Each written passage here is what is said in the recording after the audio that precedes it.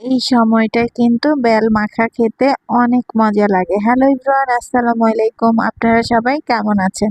আশা করছি সবাই অনেক অনেক অনেক ভালো আছেন। আর এই যে দেখছেন, এখানে আমি কিন্তু ২ টা বড় বড় বেল নিয়ে নিয়েছি।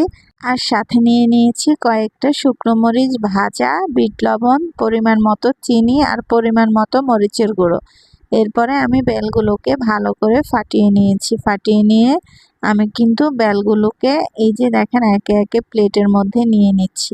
এরপরে আমি বেলগুলোকে ভালো করে একটা চামচের সাহায্যে সবগুলো বেল তুলে নিয়েছি। আর সাথে দিয়ে দিয়েছি কিছুটা ধনেপাতা কুচি। আর এই সময়টাই কিন্তু শুধুমাত্র এই বেলগুলো পাওয়া যায়। কিছুদিন পরেই কিন্তু দেখবেন আর এই বেলগুলো একদম পাওয়া যাবে না। আর এটা খেতেও কিন্তু অনেক মজা। আর এখানে প্রথমে আমি যে মরিচগুলো ভেজে তুলে রেখেছিলাম সেই মরিচগুলো কিন্তু সবগুলো দিয়ে দিয়েছি। আর এখন দিয়ে দিলাম একটুখানি বিট লবণ, পরে যদি না হয় আরও একটু দিয়ে দিব। আর এখানে এখন দিয়ে দিচ্ছি পরিমাণ মতো চিনি। চিনিটা যার যেমন ইচ্ছে সে তেমনটাই দিতে পারেন।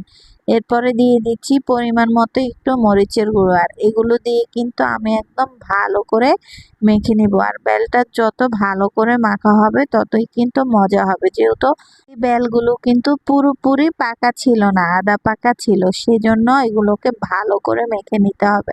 আর এই যে বেল মাখা রেডি, এটা খেতে কিন্তু অনেক মজা হয়েছে।